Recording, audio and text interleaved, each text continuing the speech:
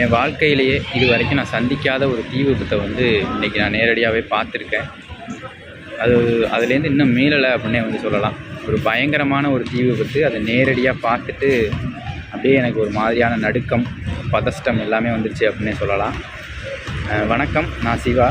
இன்றைக்கி வந்து மாலையில் நடந்த ஒரு தீ விபத்து. அமினிமகு அப்படிங்கிற ரோட்டில் ஹவுசிங் மினிஸ்ட்ரி அப்படின்னு சொல்கிறாங்க அந்த பில்டிங் பேர். அந்த பில்டிங்கில் நடந்த தீ விபத்தை பற்றி தான் பேச போகிறோம்.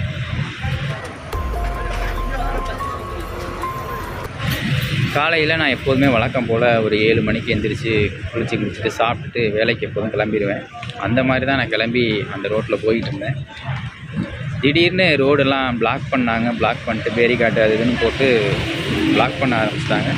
நான் என்னடா ஒரே புகையாக இருக்குது, என்ன பிளாக் பண்ணுறாங்களே அப்படின்னு நினச்சிட்டு நான் எப்போதும் போல் அந்த ரோட்டில் போயிட்டு இருந்தேன்னா நான் பாட்டுக்கு வீட்டுக்கு ஃபோனை பேசிட்டு போயிடுவோம் அப்படின்ட்டு மெசேஜ் வீட்டுக்கு அனுப்பிட்டு அப்படியே போயிட்டு சாப்பிட்டுட்டு திருப்பி ரிட்டன் வர்றதுக்குள்ளேயும் பார்த்தா புகை வந்து பயங்கரமாக அதிகமாகிருச்சு.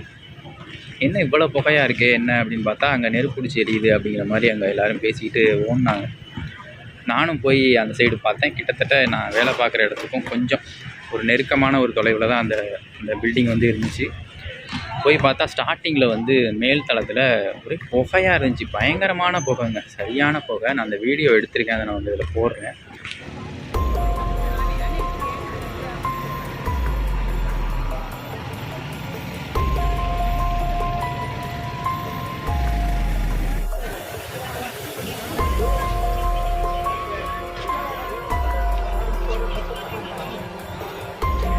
பயங்கரமான புகையாக இருந்துச்சு.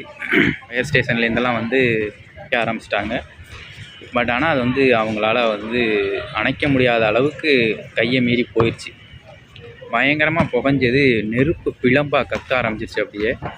அப்படியே கொஞ்சம் கொஞ்சமாக அந்த பில்டிங்கே கிட்டத்தட்ட ஒரு 6000 சதுரடி ஒரு பில்டிங் ப்ளஸ் அது வந்து ஒரு தகர சீட்டு போட்ட ஒரு கொட்டாய் மாதிரி இருக்கும்னு வச்சுக்கலாம். அப்படியே எரிய ஆரம்பிச்சிருச்சுங்க. கிட்டத்தட்ட 4 மாடி அப்படிங்கிற மாதிரி சொன்னாங்க, 4 ஃப்ளோர் இருக்குது அப்படிங்கிற மாதிரி சொன்னாங்க. அப்படியே எரிஞ்சு தெறிக்குது, அப்படியே அப்படின்னு வெடிக்குது. கண்ணாடி பீஸ்லாம் அப்படியே தெரிச்சு விழுகுது. பட்டு பட்டு பட்டு பட்டுன்னு சவுண்டு கேட்குது. பயங்கரமான ஒரு அப்படியே எரிஞ்சு அப்படியே சடச்சடன்னு அப்படியே சரிஞ்சு கீழே விழுகுது அந்த கொட்டாயி.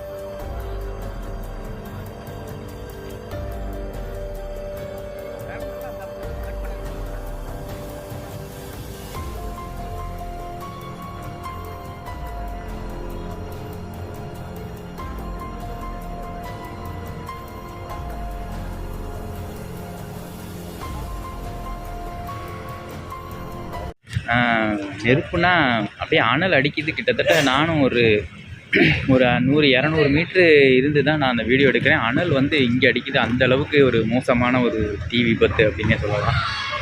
நல்ல வேளையாக காலையிலே இந்த விபத்து வந்து நடந்ததுனால எந்த விதமான உயிர் சேதமும் ஏற்படலை அப்படிங்கிற மாதிரி தான் எல்லாருமே சொன்னாங்க.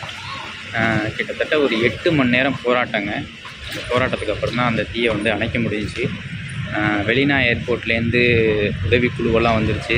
இங்கே இருக்க போலீஸ் ஸ்டேஷன்லேருந்து ஆர்மி எல்லாருமே வந்து பயங்கரமாக ஒரு ஈடுபாடோடு இந்த தீ விபத்தை வந்து அணைச்சி பயங்கரமான ஒரு எஃபர்ட் போட்டிருக்காங்க. அவங்களுக்கு வந்து ஹேட்ஸ் ஆஃப் வந்து சொல்லணும்.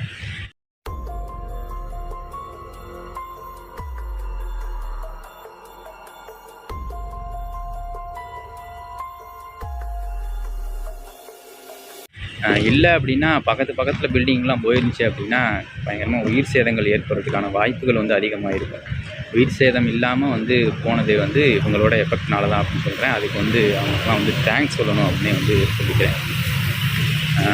நான் இன்னும் அந்த பதட்டத்துலேருந்து வெளியில் வரல. அது வந்து நீங்கள் இந்த வீடியோ பார்த்தீங்க அப்படின்னா உங்களுக்கு தெரியும். இந்த வீடியோ வந்து நான் அதோட இணைக்கிறேன்.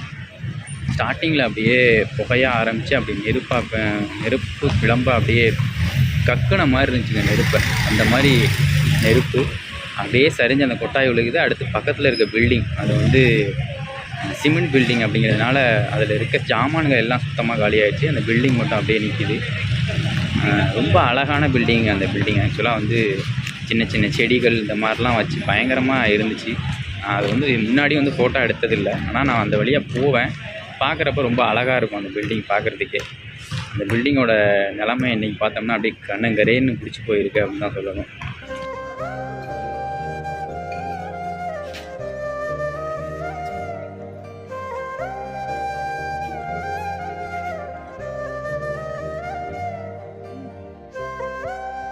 ரொம்ப சங்கடமாக இருந்துச்சு. அவ்வளோதாங்க, வேறு ஒன்றும் இல்லை. தேங்க்யூ.